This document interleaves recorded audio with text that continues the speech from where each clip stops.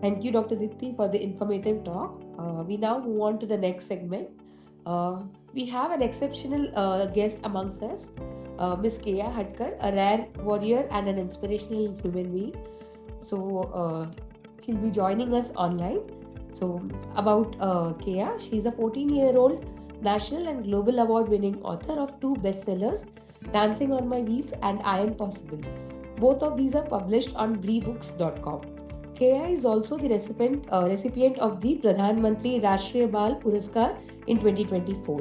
She is a TEDx speaker, artist, coder, disability advocate, podcaster, and YouTuber. Keya was diagnosed with a life-threatening genetic disorder at the age of 10 months with SMA, which is spinal muscular atrophy. But as we have heard, that doesn't define her anymore. Over to you, Keya. Good afternoon, everyone. It is indeed an honor being invited here to speak on the occasion of World Rare Disease Day. Thank you, team TIGS and NCBS for this opportunity. Allow me to start asking, what does me sitting on a wheelchair mean to all of you? Is this the first thing that crosses your mind?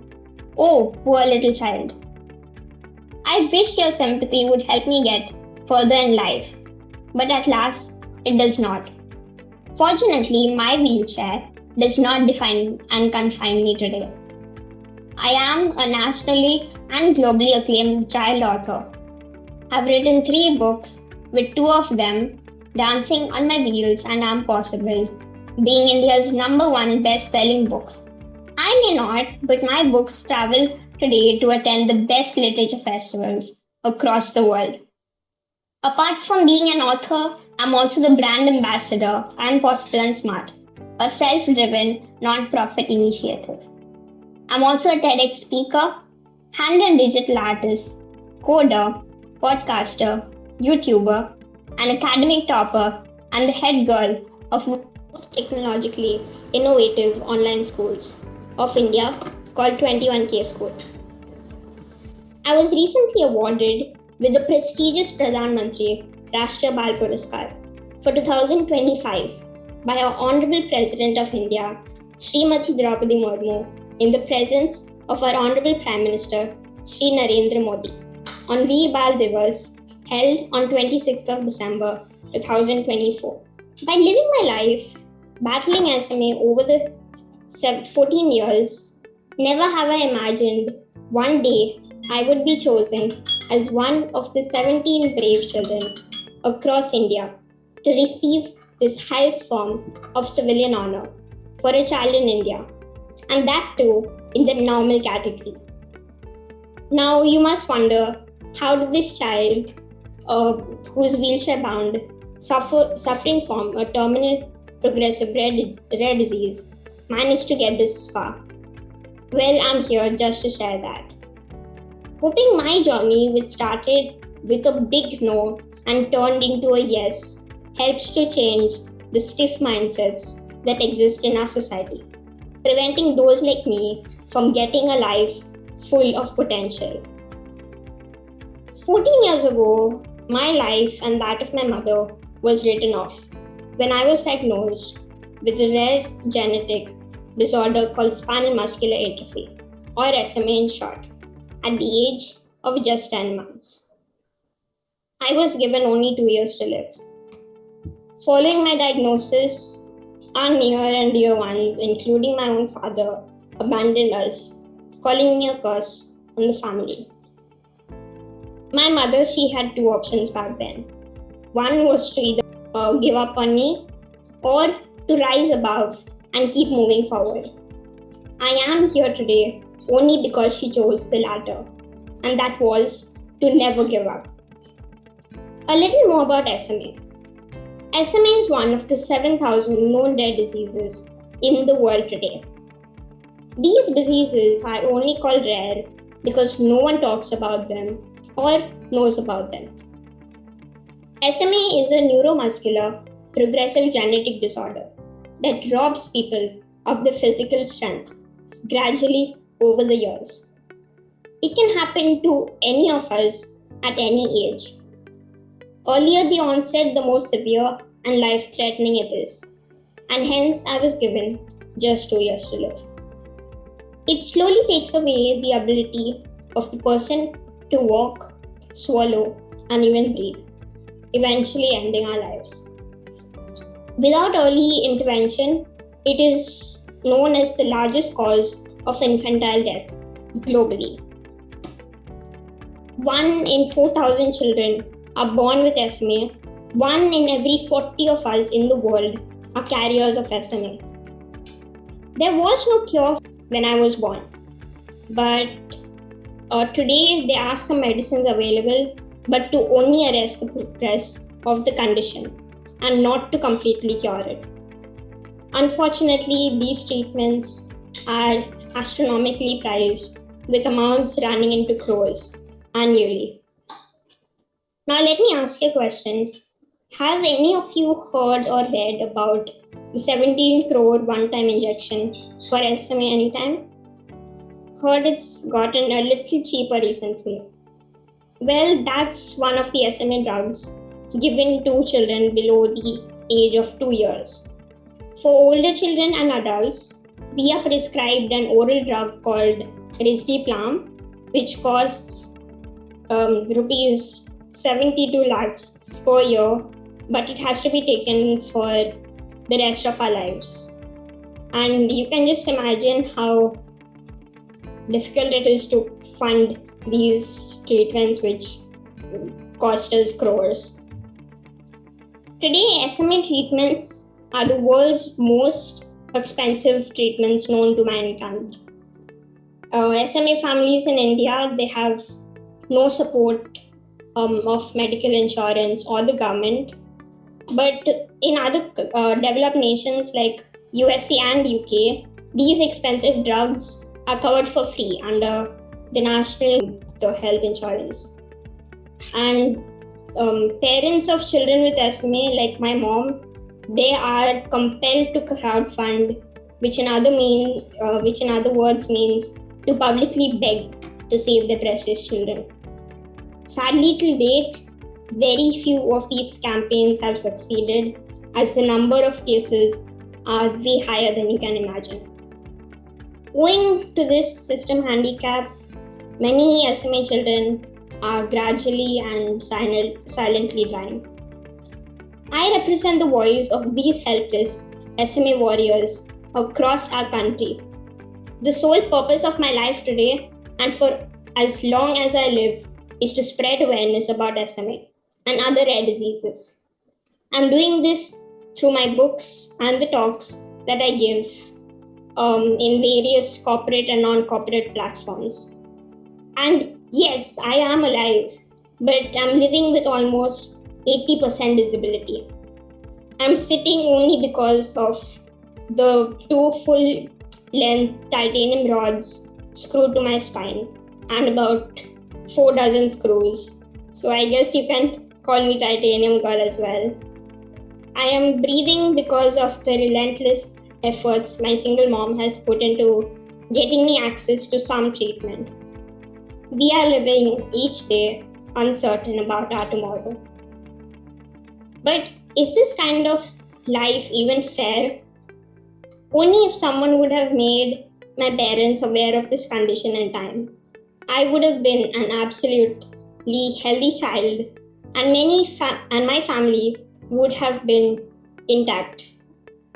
But as the famous saying goes, God chooses the strongest to fight the toughest battle. So here I am doing what I was born to do: spread awareness and battle SMA. Science has advanced, and today SMA and almost 6,000 rare diseases can easily be prevented by a couple undertaking a gene mapping test before they plan a family together. This test is more important than matching Janam Patris for a marriage and should become a compulsory in our country. As good humanitarians, we must spread this word and save children from being born with rare diseases, purely because there are no cures. Owing to the lack of this awareness, many innocent children are being born every day and are silently suffering, and some are even dying. So, to my naive mind, I feel that prevention has to be the key if we do not get access to cure. My mom is an architect and worked in the corporate sector for 25 years. She has not only lost a marriage, but had to eventually give up her career, for which she worked so hard to turn into my full-time caregiver. Today, she runs a food startup from home and teaches specially able kids like me online. She's been relentlessly fighting odds without giving up. Imagine if any one of you had to go through what she has had to go through for these past few years. We live each day with the only hope that one day there will be 100% cure which is affordable for those like me. I just want to ask you once again, does any life on this planet deserve to be ignored this way? I hope someday even I can dream like others my age, to live a full life and be included in every walk of life. This kind of change is possible. For this, we need your support going forward. Instead of being set aside and being merely treated with sympathy, we need to be included in the change-making process. Our abilities need to be recognized and our lives valued. Our acceptance in society starts with creating ample of awareness and not sympathy. Just plain resolve to eradicate rare diseases from our nation by simply preventing them first while we look for cures. I've had to go through fire and back to believe I am possible. Now the big question is, do you? If yes, let's resolve to come together and create a more aware, inclusive, and empathetic India for those suffering from rare diseases and prevent it for the unborn. This is 14-year-old Keya signing off. Thank you, Keya, for the thought-provoking and phenomenal talk. We have a small video to play of Keya's felicitation.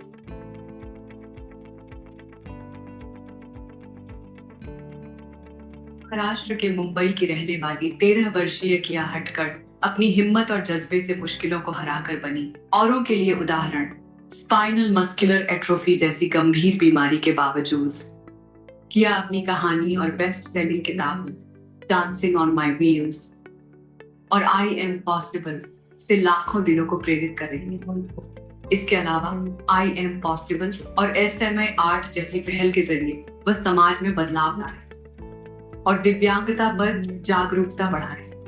The government is being inclusive from their side, then why is the society excluding us from everything? The work that I do, I want to change the mindset of those same people. What I want each person to say themselves is that I am possible. किया हटकड़ को कला और संस्कृति के क्षेत्र में उत्कृष्टता के लिए प्रधानमंत्री बाल पुरस्कार की विजेता बनने की बधाई।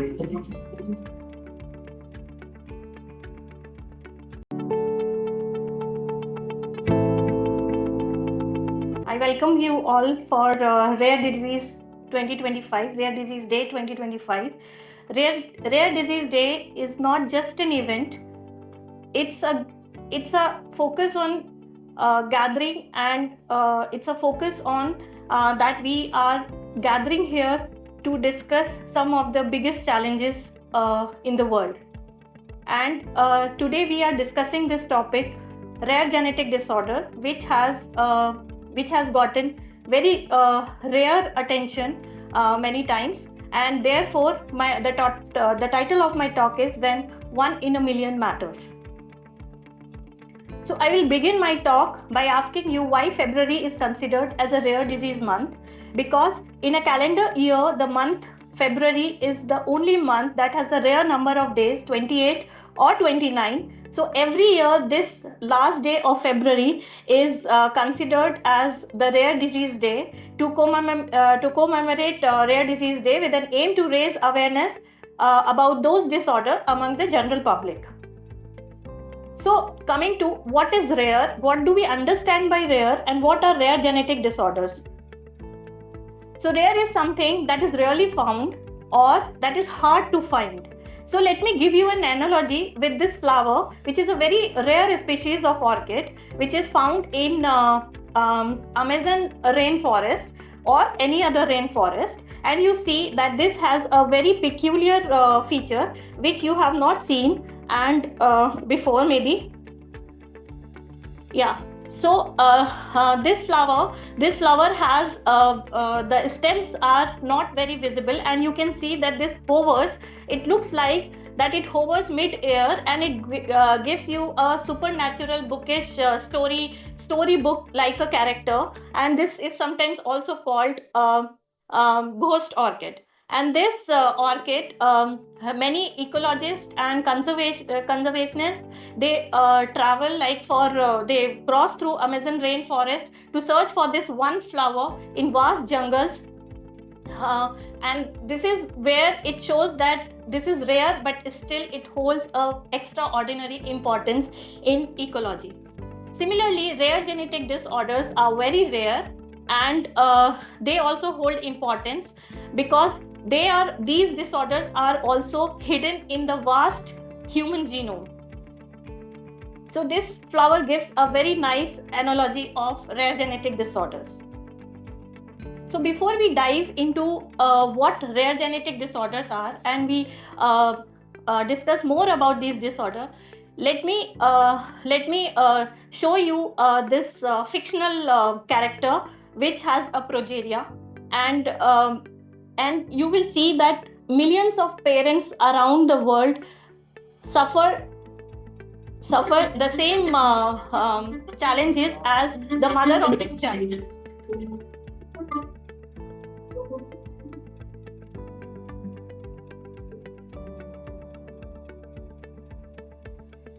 Yes. Progeria. Have you heard about it? क्या फेकली? Progeria कई तरीके के होते हैं. But generally speaking, it is an extremely rare genetic defect that causes accelerated aging. बच्चे का शरीर उसके उम्र के मुकाबले 5 से 6 गुना ज्यादा बढ़ जाता है. 8 साल का बच्चा है. Looks like 50 or 60. 11 साल पर 70 साल जैसा लगता है. ये 9 साल का बच्चा है. अब तक दुनिया में सिर्फ 40 या 50 केसेस ही रजिस्टर हुए हैं.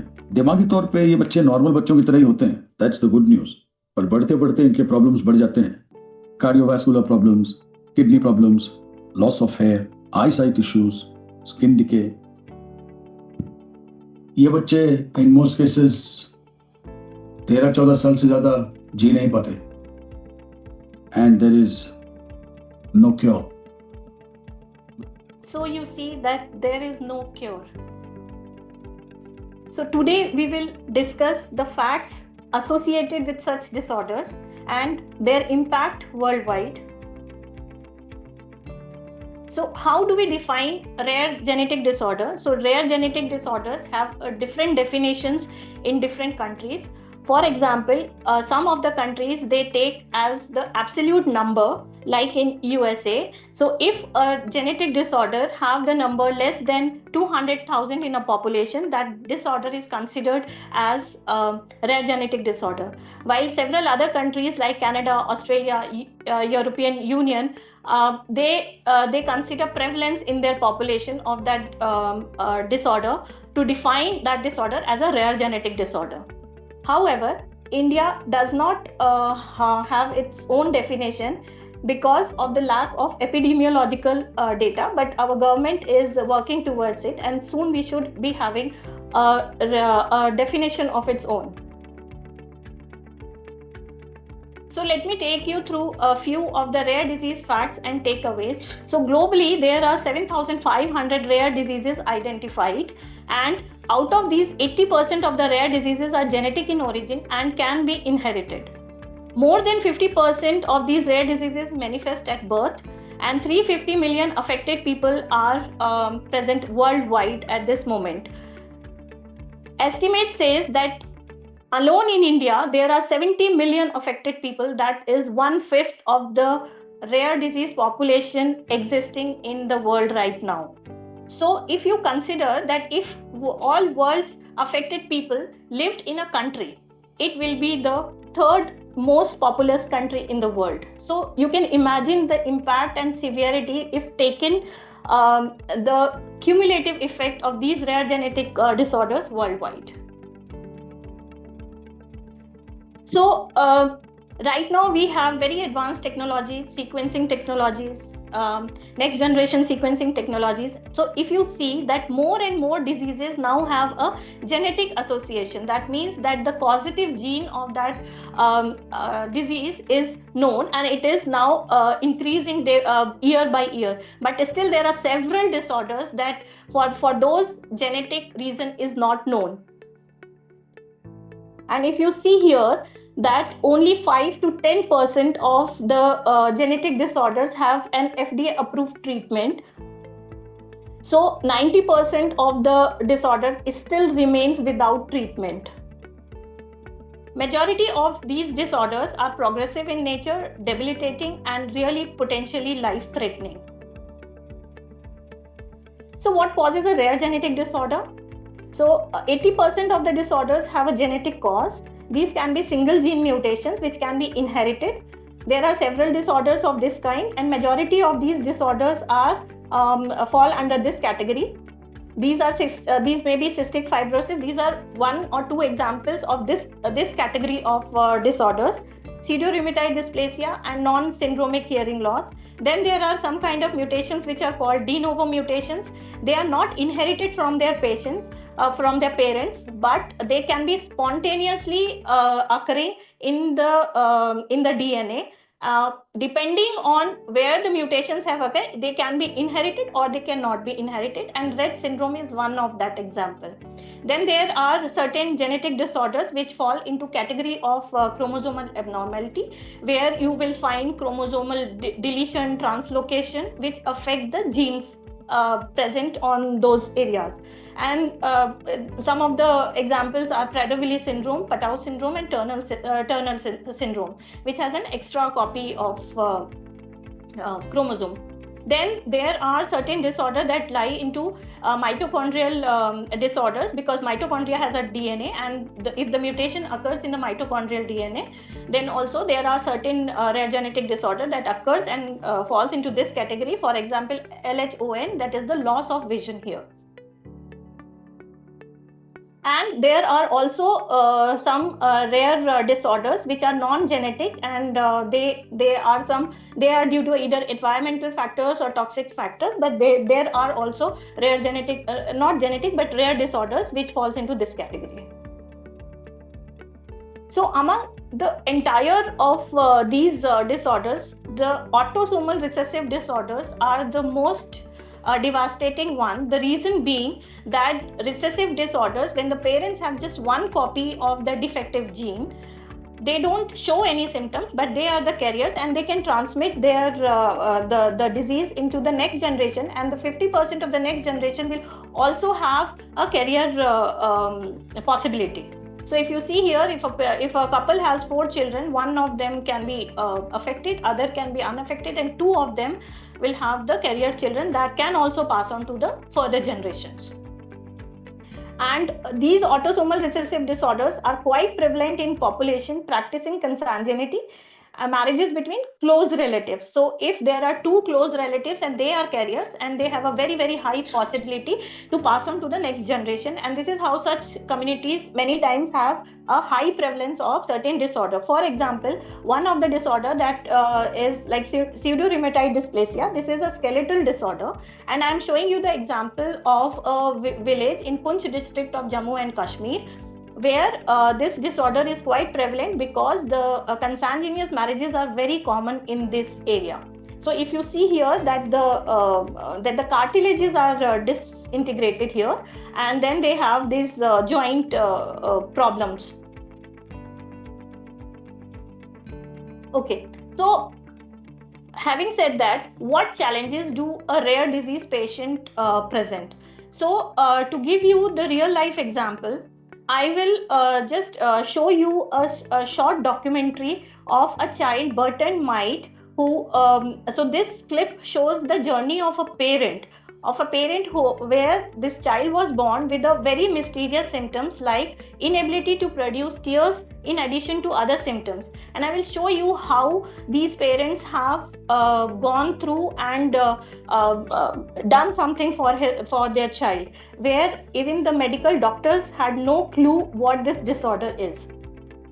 After my son was born, Buddy, you want to throw a ball to me? we knew after about 6 months that something wasn't quite right. He wasn't developing normally. Anytime I hold him, he's screaming. Matthew and Christina Mayt's frustration turned to worry as constant crying turned into near nonstop seizures and pain for their infant. It might be brain damage. Well, then it wasn't brain damage. They couldn't find anything on the MRI, so then it might be this other horrible disease. Exhausted, the Mayts visited doctor after doctor after doctor. So I carted my 1-year-old baby all over the country. It is impossible to really capture in words the stress you experience as a parent when you cannot get an answer for your child's illness. Until finally we landed at Duke University, where they were doing an early study on clinical exome sequencing. Bertrand's entire genome was sequenced, and after 4 years of searching, doctors found a genetic mutation they now call 𝗦𝗏. Our son was literally the very first patient ever discovered for a brand new genetic disease. It was a huge relief. Fixing a rare disease is not easy and can take a lifetime, but the Mayts were not willing to wait. That's when Matt, a professor of computer science, built a blog mathematically that would rise to the top of any symptom-related Google search. Other patients were out there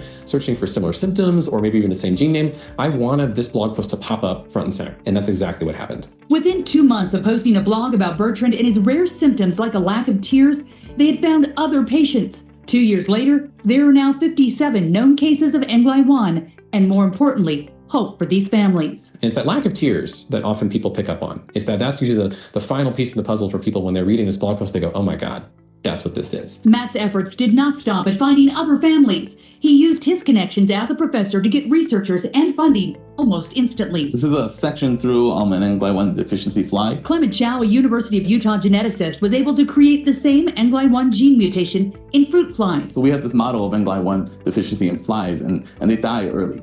And we found through a number of studies that we can supplement the food with this special kind of sugar, and that basically allows them to live a lot longer. That same sugar was given to Bertrand. For the first time in his life, after taking this compound, he was able to cry tears. And he's not going to go blind from corneal erosion when he's a teenager. It is not a cure, but it is a huge step in the right direction. The biggest next step is really trying to understand why the sugar helps the flies. So you see that, imagine a situation when parents have a child where doctors doesn't know what is happening to their child. There is no cure. Nobody in the world knows what is happening to their child. Now the parents, they become their own researchers, they become advocates, and they drive the research themselves. This is how Mayt's parents have done. And this is the glimpse of a story of several rare genetic parents so it's a fight for them every day. So this is a typical journey of a rare disease patient that once they start noticing some unusual features, they visit the doctors, and then many times in that journey, they are ending up with misdiagnosis, and then it takes years to actually go and reach accurate diagnosis after repeated medical visits. And even if they find no treatment or life-saving treatment, they become their own advocates, and they bring all the affected parents together, and this is how the patient advocacy begins. So many rare genetic disorders have the PAG groups that drive their own fight. They fight legal battles, and if they see the attention of the government and regulatory authorities, then maybe there are clinical trials for these patients. And so these, again, the clinical trials have another problem, that there are not many patients which can register for clinical trials. So this is another challenge for the rare disease patient. And then maybe if there is some success here, so there is an improved outcome of future parents.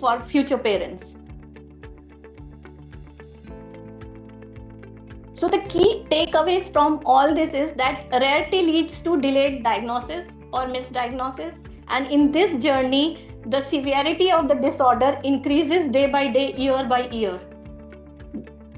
Then rarity leads to limited or no treatment options because nobody pays attention to this. There are no treatment options available. Then even if there are some treatment options, some pharmaceutical company decides to go for developing some kind of gene therapy but it is extremely high cost of R&D, which is combined with a small patient pool, which makes treatment extremely expensive. So due to this, to address this challenge, many countries have come up with the Orphan Drug Acts, where the government facilitates development of such drugs by giving the pharmaceutical companies incentives or some tax relief or something. So the first Orphan Drug Act came in 1983 in USA, but now several countries have it. And then again, as I said, that a small number of patients make clinical trials very difficult to conduct. So these are very major challenges that every rare disease condition faces. So where are we as a country in India? So government has implemented several initiatives to address these rare diseases in India. The first important step was to approve a national policy for rare diseases, and that only came in 2021. This has 4 key features: that they have characterized the rare diseases in 3 groups. Then they give financial support up to 50 lakhs to these patients. Then there are Center for Excellence, which are in the premier institutions of the country. There are 12 Center for Excellence. And then there are some Nidan Kendra set up for genetic counseling and some basic diagnostic services set up. And then government is also giving making encouraging the drug development part, indigenous drug development part, so that the high cost of treatment can come down. So there are schemes that have been introduced to encourage domestic production of drugs and less dependency on imports. Then there is a tax waiver also introduced for rare disease imported for personal use recently. So recently in 2023, the government has prioritized 13 rare diseases and sickle cell disease, which is of course not a rare disease, for manufacturing of indigenous drug, and thereby bringing down the cost almost to 100-folds. So these are the 4 disorders that has the drugs have already been in market now: tyrosinemia, Gaucher's, Wilson's, and Revit, and then rest of them are still 3 of them are coming this year. So I would like to end my talk with this message that whether you are a healthcare, you are a scientist, you are a researcher, or you are any compassionate individual on this earth, just carry this information forward, support rare disease initiatives around you, and contribute to the need for research and innovations in RGD field, all because 1 in a million matters. So with this, I would like to thank you all and end.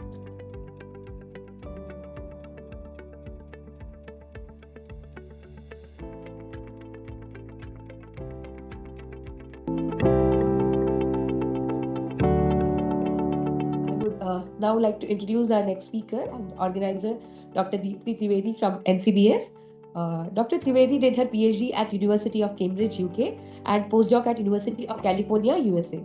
She joined the Drosophila facility as the facility in charge and now serves as head of research facilities. I welcome Dr. Deepthi to address our audience. Thank you very much, Gayatri.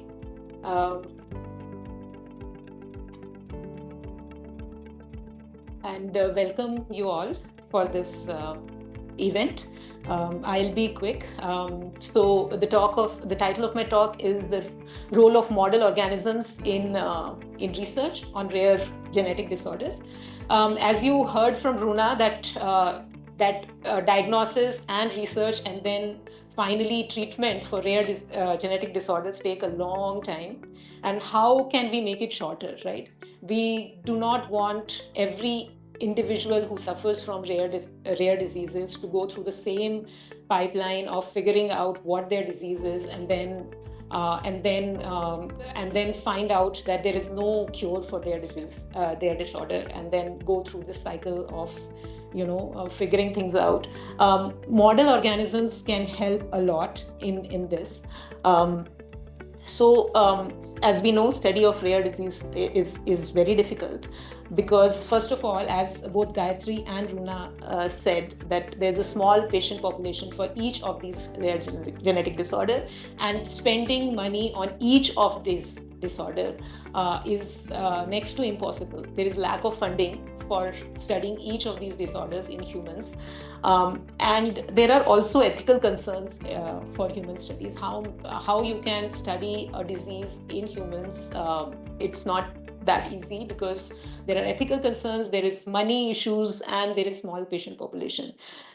Because of which model organisms make an essential tool for all the biomedical research on rare genetic disorders. So what are actually model organisms, right?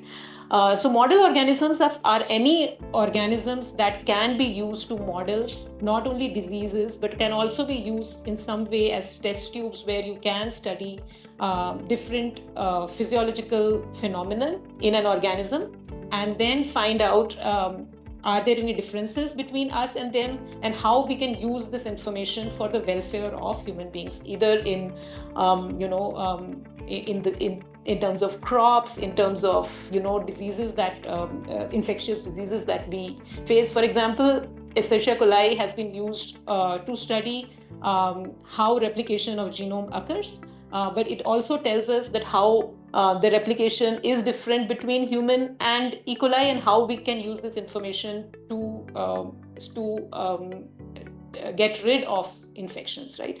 Similarly, the organism that I am going to talk about is Drosophila melanogaster. So as we go up the evolutionary tree, we see that the similarity between the organisms, these organisms and us increases. And so Drosophila is actually quite similar to humans, and I'll show you how. So this is a schematic where you can see that there are many similarities between flies and us. The body pattern, the body organization is very similar. We have both the bilateral symmetry, both the sides. Head is on the top, and then comes the thorax and abdomen. In fact, the genes that are responsible for this body pattern are exactly the same. They are very much well conserved and are even located in tandem exactly the same way as they are located in humans and flies. They are similar. We have a digestive tract, which is quite similar. We have a nervous system. Head has the brain, then there is a ventral nerve cord, which is similar to spinal cord, and then there are nerves coming out from these, joining the muscles. There is a muscular system, circulatory system, excretory system. All these things are present in flies, and this information can be used to study different kind of things that do happen, different kinds of physiological pathways and genetic pathways that are very common in Drosophila and humans. In fact, the good thing, although there are a lot of similarities, the good thing about Drosophila is that if you look at human cortex, for example, these are all neurons which are making connections with each other. There are millions of neurons that are making billions of connections, which are called synapses.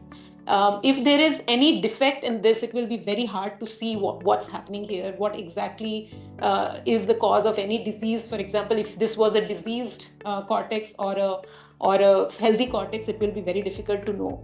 But what one can do is look at these in flies. Flies also have glutamatergic synapses, which are at the neuromuscular junctions, same as the glutamatergic synapses that are present in human cortex. However, here you can see that they are so these green are muscles, and they are forming these, and red are the axons of the neurons that are coming from the brain, from the ventral nerve cord, and they are making these very stereotypic connections at the muscles. And one can actually see compare these. They are very stereotypic between this is a larval section, and you can see that they are very stereotypical between different organisms. So one can see that these connections, these synaptic connections, are very stereotypic. So you can actually, if there is any defect in them, you can actually see it and figure out. One example is here. There is a mutation called seizure, The phenotype, which I'll show you after this slide, leads to seizures in flies, and it's a mutation in a potassium channel, which leads to cardiac diseases in humans. But you can see that this particular neuromuscular junction, which should form a synapse like this, has actually increased the number of boutons and the connections, and which leads to overactivation of the larva itself. In this case, this is larva, but adult phenotype is similar.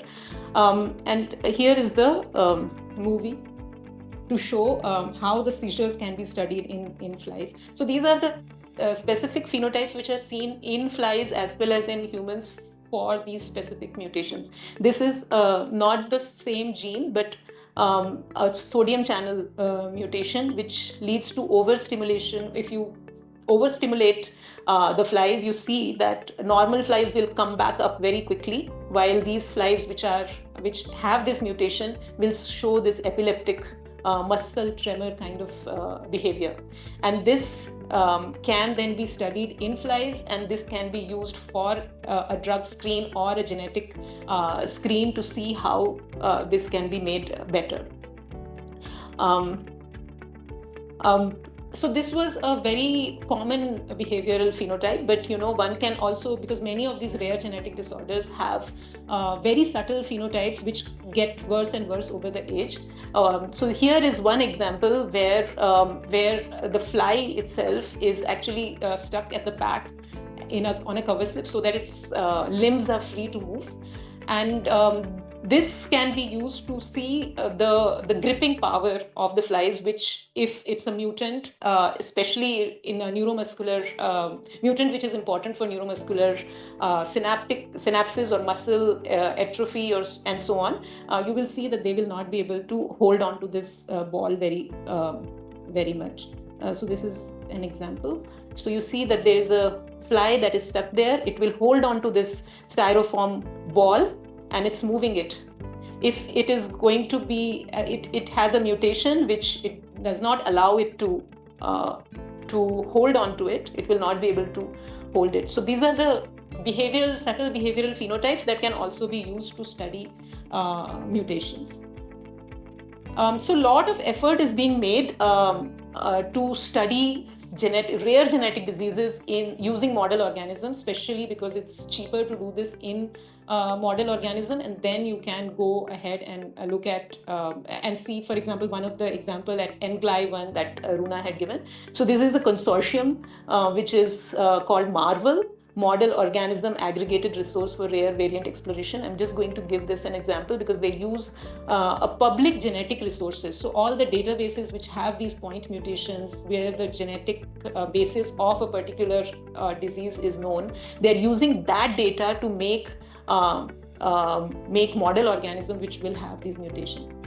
So how can flies be used in this? So first of all, flies already have a huge database or collection of mutants and transgenic strains which can be used, and 70% of human disease genes are represented in flies. So these resources already exist and can be used to study the in vivo function of these genes.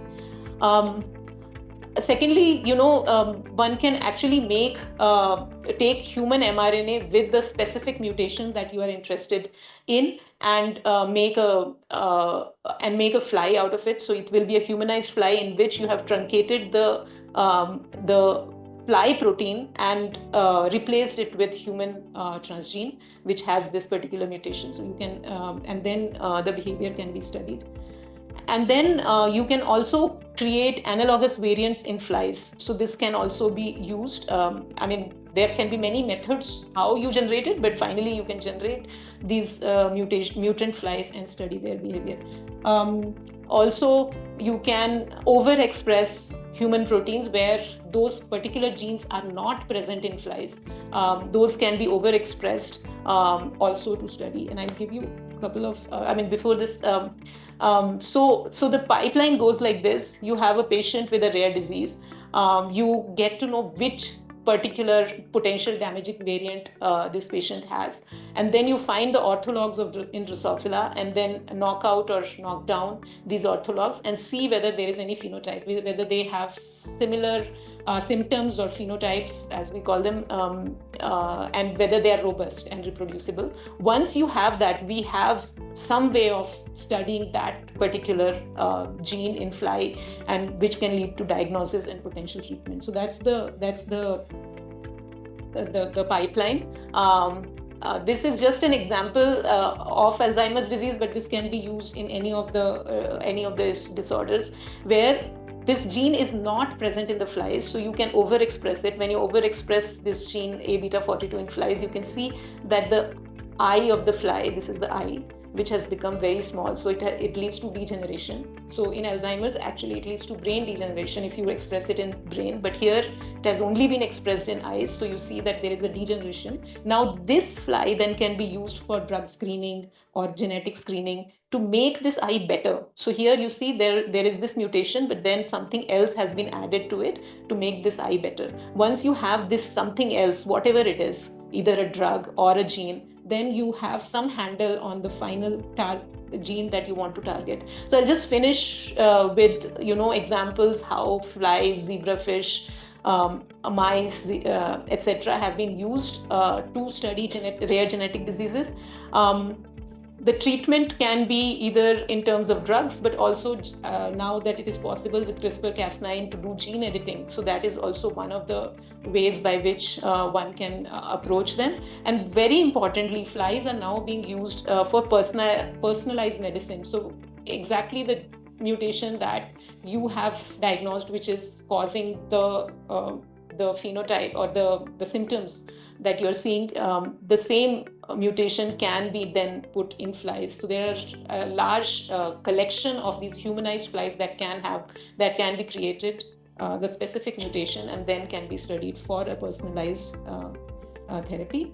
And there are these emerging technologies, but what we need are interdisciplinary collaborations and people who are taking careers in these fields. So with this, I will stop.